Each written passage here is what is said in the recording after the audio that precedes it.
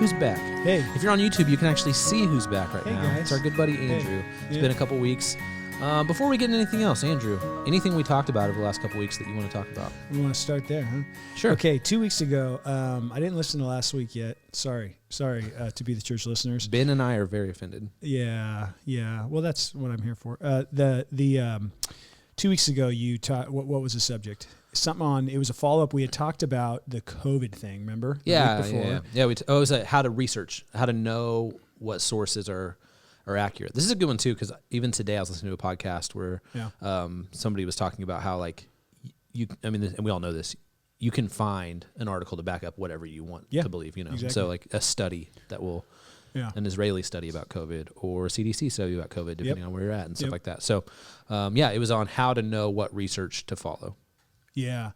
Well, I think, and so as I was thinking through that, it's like, and you might have said some of the stuff that I'm thinking right now, but the crisis of authority is a major issue, obviously, right? And so, like, what authority do you go to? And we already have sort of a deconstructionist moment that we're living in where it's like a breakdown of trust in authority.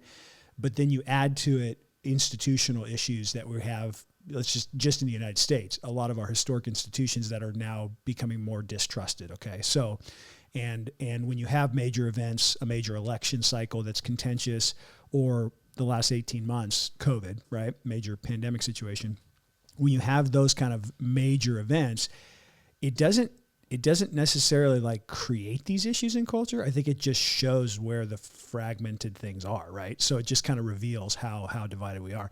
So like you mentioned, a CDC study versus an Israeli study. That's a good example where it's like the last 18 months has made. I mean, you and I, other than like watching, you ever watch that Dustin Hoffman movie Outbreak from like the 90s? I haven't seen it. Yeah, it was like on Ebola. It was a fictional thing, but not that Ebola is fictional.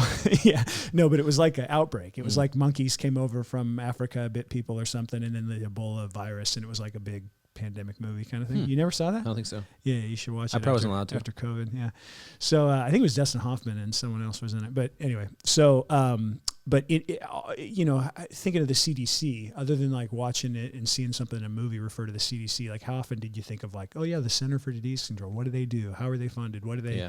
Yeah. Like we don't think about that kind of stuff normally. But now it's like everybody's got an opinion on the CDC. I did not know who Anthony Fauci was 2 years ago. Who did, right? Anthony Fauci did. And then like some other people, in those worlds would. But I mean, we could all, like the NIH, the CDC, any of these acronyms that like would be on a game of Balderdash. You ever play that where you have to choose the acronyms? Other than those kind of things, none of us would like think of that. Now we all think of it. We all see it. So I think like in some senses, this is a really, really good thing, I think, because particularly for a younger generation that's like seeking this knowledge and trying to get into the narrative and maybe doesn't yet have I don't want to say doesn't have a dog in a fight. I also don't want to say doesn't have a side that they're on necessarily. But most of the people who are asking these kind of questions at the To Be the Church podcast are like sincerely wondering. Like they're not like, I'm a secret this partisan and I'm just wondering how to get back at the people I don't like. They're actually going like, I don't know what the heck is going on. And so like, I need help, right? And so, and I think we've been there. We've all been there in certain ways. The last like 10 years of my life, like after turning 30, and as like my kids grew, and then as I started to see some of the things happen in culture and politics and everything else, I like went on a bender on information that like not anything bad. I went on like an information bender, okay, that has just never stopped. I'm kind of a learner. I love to read. I love to like learn stuff, podcasts, listen to a ton of them. So like for probably the last decade, I've really read a ton of these areas and just like it's kind of a hobby now. And so dude, what I would do is you got to read extensively or if you're not a reader, podcast extensively, but like look at the different sides of the aisle, know where people are coming from. I've said it before with our staff a million times, know the players, know the game in terms of understand politics in the sense of like the partisan deal, the talking points. You get to a point and you're like, you see somebody that says something that's clearly wrong, and then they won't admit that they're wrong. And both sides do this, like the key figures on both sides do this all the time. And you're like, why don't they just admit they're wrong? That's because that's the game. That's politics. If you admit that you're wrong or you say sorry, what ends up happening is like, then the other people use that as like, see, they're wrong and they're going to be wrong forever. Yeah. And so that's the world we live in that sense. And it's like, well, that's horrible. Can't it not be? No, it is that way. So just know it and see that, and then understand in the midst of that, like, and this is hopefully not the podcast where all your ideals die, but I'm just like, you just gotta, I think, see that and understand where people are coming from in that regard. So, dude, a couple sources. One source that that I would really recommend, and it's not like one news outlet. I don't even think you necessarily call it a news outlet, but Real Clear Politics is an outlet that I would really encourage people to check out. Real Clear Politics is like, the New York Times has this 538, you've probably heard of. 538 is, what's the guy's name on that? You can find it, 538. Nate Silver? Yeah, Nate Silver. So it's New York Times. It's like, that's the New York Times. And that's, obviously it's pretty far left. He's on the left for certain. And so a guy named Tom Bevan, okay, who is a conservative, he is one of the founders and president of RCP, Real Clear Politics. And so, but even as I say that, RCP is not a conservative outlet. Like, RCP is sort of a balance to 538, okay? And so 538 is somewhere where, like, they take all the polls, and there's other places like Cook Political Report, which calls itself nonpartisan. I don't really agree with it, but that it's nonpartisan. But there's all these different agencies like that, and what they do is they take polling, they take articles from all sorts of different sources, and they aggregate it together, and so you can get a good idea. So realclearpolitics.com would be something to get to know. So if you go on Real Clear Politics and you just scroll, look at the very top, you're going to see like 15 articles. You're going to see all these different types of things. There's like, international politics. It'll show you all these different things. But as you go through it, just the homepage, you have it up there on your computer. Like, you'll see those top 15 articles. Look at who those are written by. You're going to see stuff from like the New York Times, the Washington Post. You'll see Vox.com, Slate, which are super far left. Then you'll see mainstream, traditional ones like the New York Times, the Washington Post, NBC News, whatever. Then you're going to see the Daily Wire, which is like Ben Shapiro's outlet. You're going to see the Federalist, right, which is a conservative outlet. And you're going to see the articles right, like you can click and you can read all those different articles. And there's a podcast, Real Clear Politics podcast, that's like 3 or 4 times a week. And it's like just kind of a rundown of what's going on, right? And they just talk through it. But the cool thing about it is they have their different kind of people who work for Real Clear Politics talk through this stuff. And they are from all over the ideological map. Like, there's some guys that are independents. There's some guys that are Republicans. There's some guys that are certainly Democrats. And they just, and you don't even, I follow these guys close enough that I kind of know what camp they're in, but when you're listening to it, unless you really knew the argument, you wouldn't know where they were coming from, right? So, it just, dude, the Real Clear Politics rundown, Tuesdays, Thursdays, it's like a 7-minute podcast. So they just like kind of say, hey, so what do you think about this? What do you think about this? And like, I guarantee you, if you're pretty settled in your politics, you'll agree or disagree with some of the stuff you hear on there. And then Friday, they usually do a longer show that's like 30 minutes long, where they do the whole weekly rundown, and they always have multiple guests. And the guests are like, again, writers from the Washington Post or a correspondent from this outlet or that outlet or whatever else. And dude, it's pretty straight shooting. And like with I listen to a lot of stuff that's on the right. I listen to some stuff that's on the left. And RCP is about as objective that you're going to get, I think. And it'll allow you. They even say at the end of it, like the guy Andrew Warworth, who does like the hosting for a lot of the podcasts. At the end of every podcast, he goes, "Hey, go to RCP, go to the site, and as I always encourage you, listen to." Read at least one article from an outlet you agree with, and at least one article from an outlet you disagree with, right? And a writer that you don't share their opinions, and just that kind of stuff. It's like, okay, that's good. That's good advice, right? So it's like, and I find myself, even though I'm pretty settled in where I'm at politically and everything, I find myself going in there, and I'll hear his voice in my head and be like, all right, I know that this outlet is is nuts. And even this title makes me want to, not read this, but I'll read through it and be like, okay, yeah, like at least you hear where they're coming from, and you kind of get an idea, So I just think RCP would be a good way. And then they put together all the polling, so they have what's called like the RCP average of polling. So when you get closer to elections, you get polls that are all over the place, but they take the most, and 538 does this as well. They take the most kind of reliable polls and they do an average, so you can and those averages are usually a little closer to what actually happens than like independent polling. So yeah, one of the other outlets in that same vein is Newsy. Okay. And so Newsy, they have apps on Apple TV and Google TV and all this stuff. It's just an app, but they present all sides without editorializing. They don't editorialize at all, and so that's interesting. One thing that came out of that episode 2 weeks ago was somebody reached out to me personally and said, "Hey, one thing I found really helpful is AllSides.com." Okay. And so AllSides.com, they have a media bias rating for everybody. Interesting. And so you can go on there and put in CNN. For instance, they have different ratings for CNN Business, CNN Fact Check, CNN News Media, CNN Online News, different authors from CNN, and like they rate them all on where they lean. Okay. And so I checked Real Clear Politics, and they said that their rating is center. Yeah. And it says that they don't. It says that their articles lean right overall, but they as a whole site they're center. I'm looking at it right now. Yeah.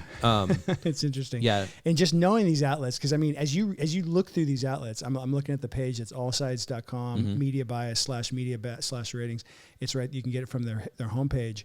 And it's interesting as I look at this, like as I look at all these different things, to actually have read articles from all these outlets that are on here is vital, right? Because as I'm looking at the different things, I'm going like, okay, I can remember this article from here, and do I agree with that or whatever else? But just to be able to have that kind of a dialogue with these news outlets, I think is important, because then you can go like, they're rating that a little interesting, but yeah, as I look at this looks interesting. I wouldn't put Axios in the center, or Newsweek, oh my goodness, or NPR. But well, so interesting. Yeah. They put Wall Street Journal. That's interesting. They put NPR news in the center. They put NPR opinion leaning left. Yeah. And so they even like separate like the different stuff.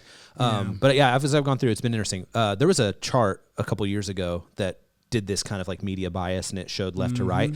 And one thing I found without fail, when I would show it to people and say, "What do you think?" they would think that what they agreed with needed to be closer to the center. Sure. And so like I had some friends who were on the right, and they'd be like, "Oh, like Fox News isn't that far leaning right. It needs to be more toward the center." Or some of my friends on the left, they would look at NBC News or CNN and say, "Oh, well, that just needs to be a little more toward the center." And I found that really fascinating, that it was like everybody thinks their view is a little more center than it is. Yeah. Interesting. But yeah, and this is it's a good exercise to go through and to lean into, because it's like you're just by going to a chart like this, and then by going, okay, let me follow that train. Let me look through that. I mean, I have pretty strong opinions on a lot of these outlets, because I've read a lot from these outlets, and no outlet is one article or one writer, right? You got to know the difference between hard news and the editorial page, right? One of the things that makes the New York Times so far left is that their hard news is editorial. Like, it's like they use language that's editorializing in their hard news. Interesting. Here's a little recommendation. I'm reading a book right now on the New York Times reporting from like the last 150 years, right? And so it's called The Gray Lady Winked. And it's about like the New York Times, the history of the New York Times and when it started, and then different, like it has quotes from articles of every era, right? So the New York Times started like right around the Civil War, and it just goes through everything. And so it's the chapter I'm in right now is like on how the Washington Post reported on the Holocaust and on the Nazi Germany and the rise of Hitler versus how the New York Times did. And I don't know if you've ever heard of the Rise and Fall of the Third Reich, William Shirer. It's a super famous volume. So William Shirer was the main reporter for the Washington Post. Okay. And he lived over there in Germany. And so there was him, and then there was the dude from the New York Times. And I mean, again, it's like historical stuff that's super interesting, but the take that they both had on it was unreal. Like, and again, the New York Times wasn't the only outlet duped by Hitler. Like, he's famously, his propaganda and everything. I mean, the leader of Britain before Winston Churchill, right? Chamberlain, he appeased him, in 1938, and it was like one of the big mistakes that let Hitler like really take over so much of Europe. But So a lot of people got duped, but it's just interesting to see that difference as you look historically. And so that's the kind of thing too, is like when you come to these big moments, COVID, or you come to the moment of like an election every 4 years, presidential election, and it's like you start kind of getting a little bit more into the news because you're kind of interested because everybody's talking about it. If you get into that moment and like you're pretty blind to it for the 3, 4, 5 years before that, or it's like you've never even known, you have no idea what you're reading, you know? So it's like anything else. You kind of got to get to know. It's like being a Chiefs fan, right? You got to like know the beat reporters. You're in the narrative. And see, I brought it around to the Chiefs because I knew that would really thank you. Really get brought me back to the conversation. I just glazed over, so I thought, hey, talk about Patrick Mahomes, maybe. But anyway, so.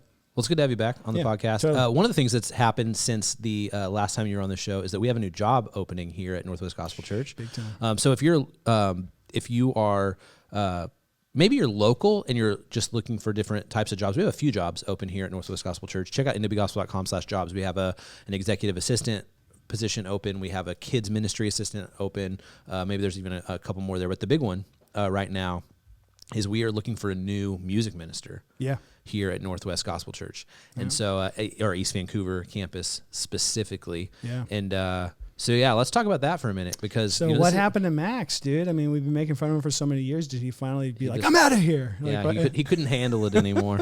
No, actually, Max's professional desires as it relates to ministry have shifted and meet a really cool need at our Camas Washougal campus. And so he's going to be transitioning over there.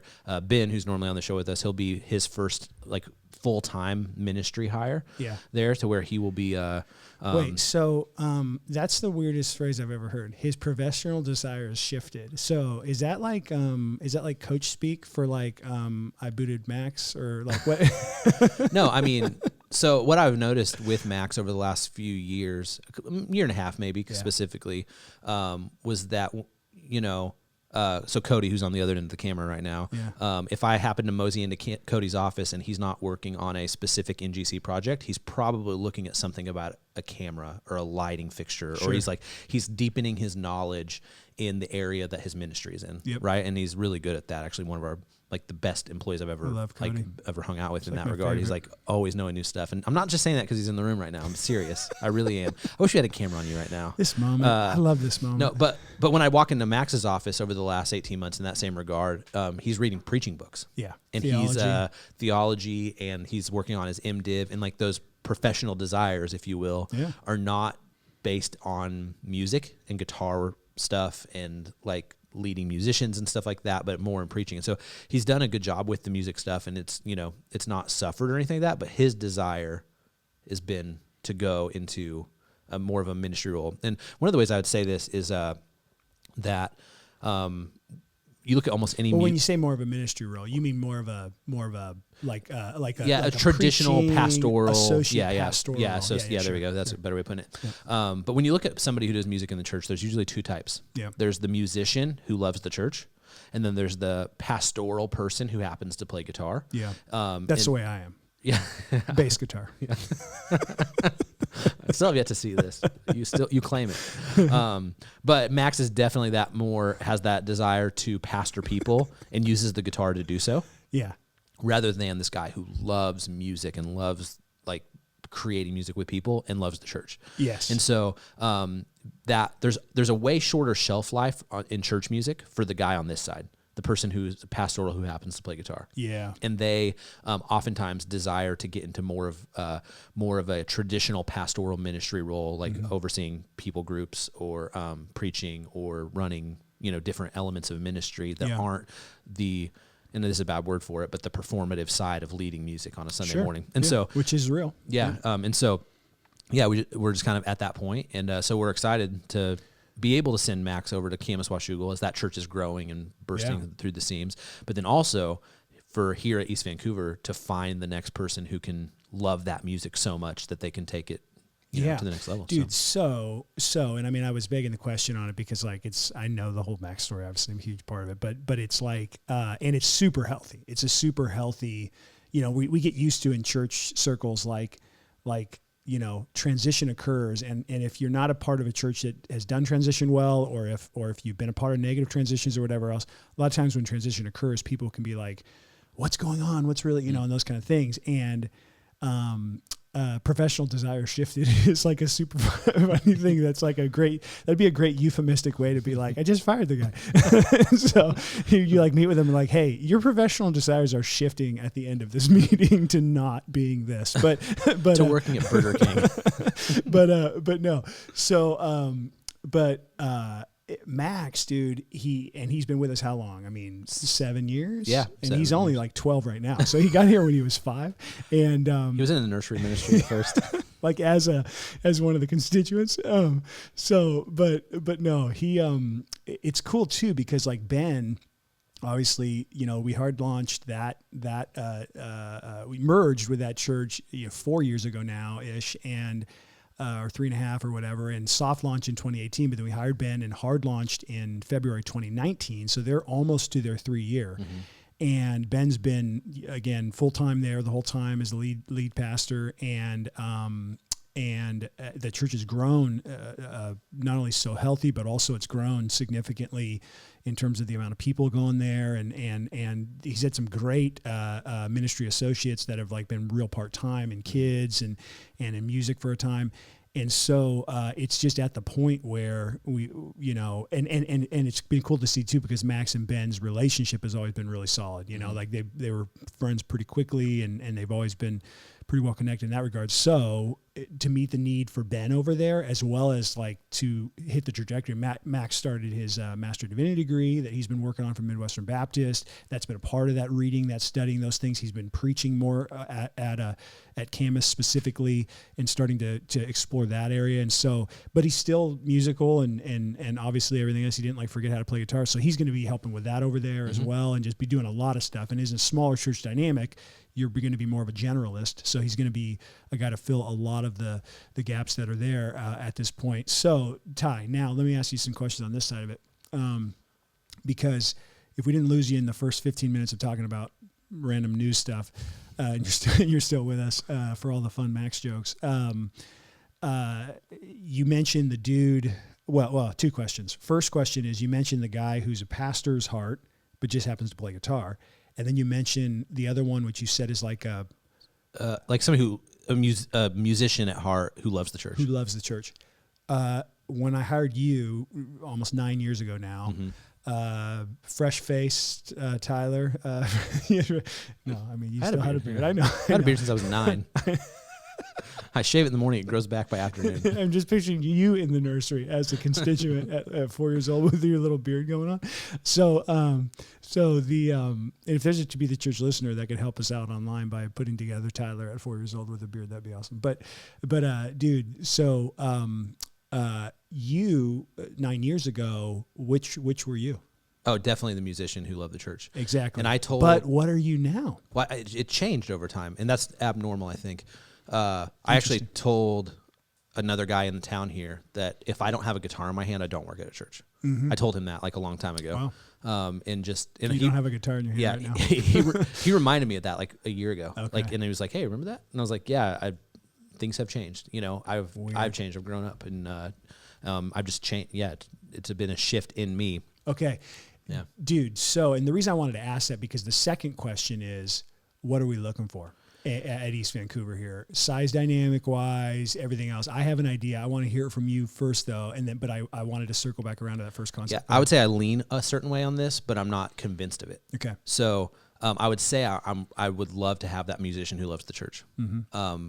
And I think one of the biggest reasons is that that person is really good usually at bringing really good musicians around them and creating together and equipping in that way. Now, the caveat is that a really good, mature pastoral figure who happens to play guitar can be even better at equipping but that really mature is like the big asterisk there. And this is not saying anything about Max or anything like that. But this is that person like has to be really mature in order to be that good at it. Yeah. And so, as far as, in the creating of like really solid music with a group of musicians and bringing the musicians around them and, gathering that crowd, if you will.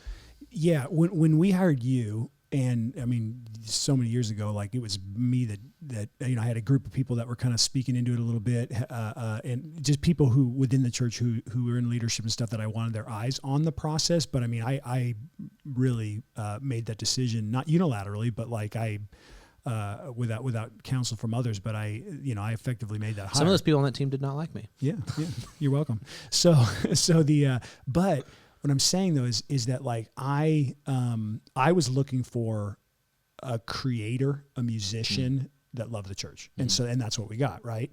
It's been interesting to see you over 9 years change and develop to where you are now. You're still a creator though at heart. Like you're still a tremendous creative in terms of your capabilities. And but your relational capacity, I think, as a human person and as a Christian has been part of your migration, and because like your love for the church was very, very deep. And I think as you've continued to grow and mature just as a man and husband, father, Christian church staff member, whatever, to the point where like you're an elder now and you're, legitimately an elder in that regard. And it's been a cool journey. But I think like, as I look at this hire, I think I'm still looking for that, like that Tyler of 9 years ago in this regard, a super gifted creator that's super talented musician that loves the church, right? But the reason I asked the first question first is because, should as we're looking at prospective candidates, should they happen upon this podcast, right? And if we title it not something related to news, but something related to like we're hiring a new music guy, maybe they will find it. But I just think like it's difficult in a short, like on paper in a 2-page job description or in like a byline of like a jobs part on the website. It's hard to do what we're doing here over 15 minutes of like talking through this reality, because when you're interviewing prospective candidates, it's like dating. The candidate wants to know like, what are they really looking for? And what are they, and then on our side of it, we want to be clear on like what we're looking for, but then also we don't want to like pigeonhole it, like the dude who has a pastoral heart, who's just a super gifted musician, but is like, yeah, 5 years from now, I'd like to think about, being in a pastoral thing or yeah, I'd like to maybe someday plant a church or whatever. That your journey is a good example of like what happens at NGC. So is Max's journey, right? Where he comes in as like a music intern, super gifted, high character learner, growing along with the church. And he sat in one seat effectively he sat in one seat for like a couple years, and then he sat in another seat, like kind of took over for you after a period of time as you continue to shift in roles. And that's who we want to be at Northwest Gospel Church. Like we want to be a church that we're discovering the gifts, passions, all those things of the people of our church, on staff or not on staff, right? We want to do this vocationally, non-vocationally, but we're equipping those people to be the church, and then having an environment that's diverse enough. I mean, now with 2 churches and 2 different size dynamics in those churches, that's diverse enough, has a big enough vision to where people can spend their life like rooted in this local church and could wear 10 different hats over the span of a lifetime. And so, anyway, so yeah, I wanted to beg that up because I'm like, we definitely want that musician who loves the church, while at the same time knowing, that might not always be what that person is. And if that person isn't that after a few more years, like if their desires begin to change, like you often see at churches, where like, hey, we want you to do this.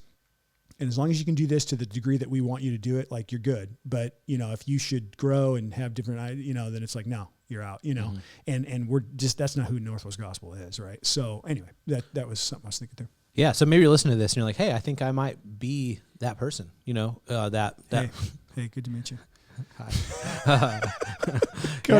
Cody's like, oh shoot, I have to do an edit.